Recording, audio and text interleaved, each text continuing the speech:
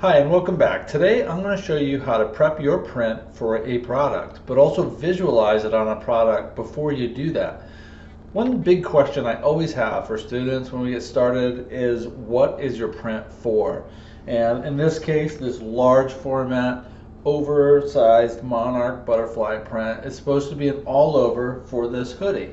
It's a ridiculous fashion fabric, I get it, but I'm going to show you some ways to think about it first before you put it into production so that when you get it printed, it looks great. Jumping in first, the tech flat is pretty much the easiest product visualization out. And all you need to do with your tech flat is really select the shape and fill it with one of the patterns from over here. These flyouts are important, and they visualize this tiny pattern on a bigger scale. And in order to do that, you can select on them and go up to Object, Transform, and Scale. And then just make sure that the Transform Object is turned off. And I'm going to make this 150 or something like that, and you'll see a change. So it shows up close what that tiny pattern is. The next method is Photoshop, and this is pretty straightforward as well. We just need to cut out panels and put in our pattern. So here's how it works. So we have the picture opened in Photoshop. I made sure that it's unlocked by double clicking here, and now I'm going to use the quick selection tool, and you can use any method for selection that you want. I'm going to just make the brush bigger, and I'll grab this bottom panel for now. It kind of over grabs sometimes, and I'll just push back that selection by holding down the Alt or Option key and scrubbing that back. And now that I have that, I'm going to cut it, and then I'm going to paste in place.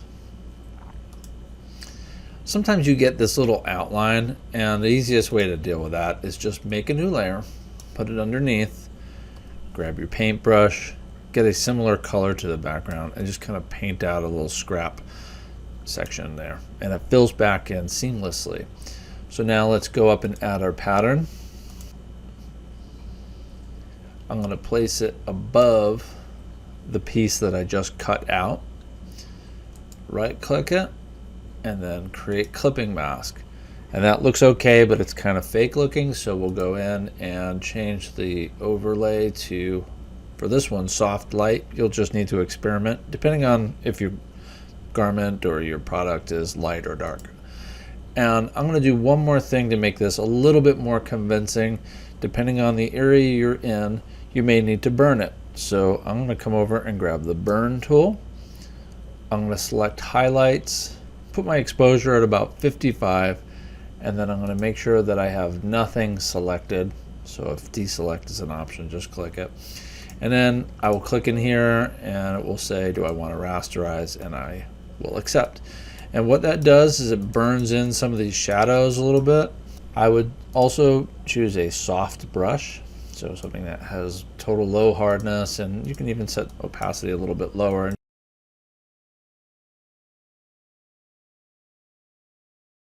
Let's do the same method now for fashion fabric. Now, hopefully your fashion fabrics are going to be different than something for a bag.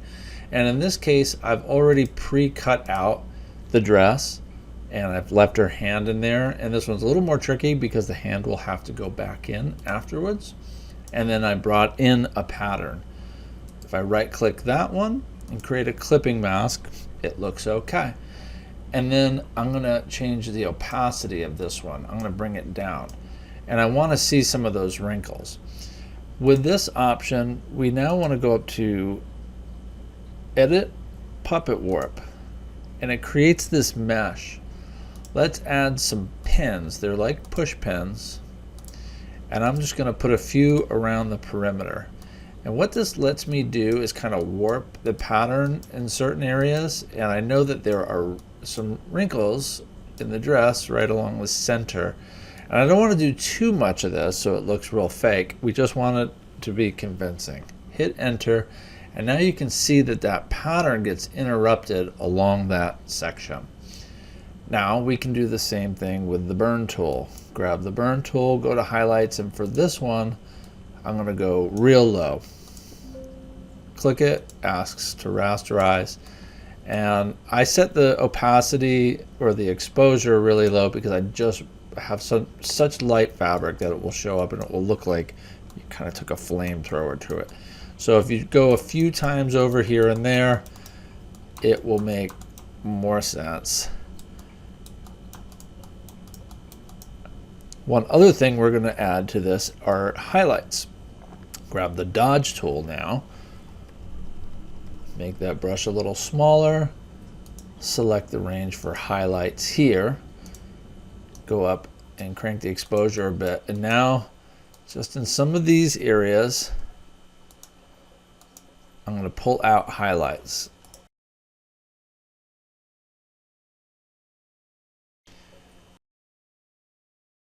Over in Printify, they have lots of great products for you to visualize your pattern on in this catalog. I made my sweatshirt from an all-over hoodie. You can edit your design and import your patterns manually. Along the bottom here are all the different pattern pieces, and front side is the biggest.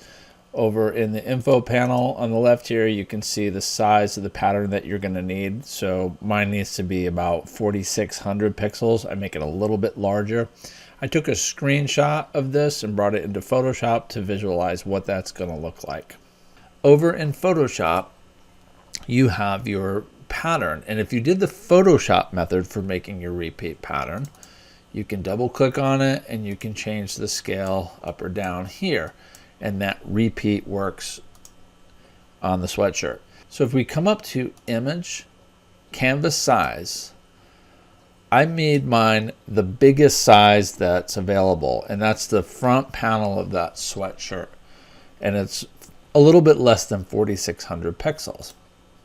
Here's a visualization of what that looks like. So I know that this pattern is going to fit on this pattern piece at about that scale. Say you've made a repeat pattern for contrado or spoonflower and you set it into repeat and you're using the Illustrator method. You've just made one design block. It might look like this. Well, this can't be brought in and set into repeat in Printify. So you need to set it into repeat manually. To do that, you'll come over to Photoshop and you can see if I place that image, it doesn't repeat. It's too small. And this is what it would look like on that pattern. So we need to do something different. We need to open it, go to Edit, Define Pattern, hit OK. I'm going to go down to the bottom and select Pattern. And now that new pattern is created. Hit OK. We'll turn that layer on. And if I want to scale it now, double click on that icon and I can change the way it looks. So I think that would look good on my design. I'm going to move the flat into place. Okay, yeah, I think that's okay. Save this as an image and bring it back over into Printify and apply it to your pattern. In the end, you'll edit or go to preview and you'll be able to see the different product visualizations. I think this guy looks hilarious in my sweatshirt. So serious. Anyway, those are the 5 different ways to make print visualizations on products. Good luck.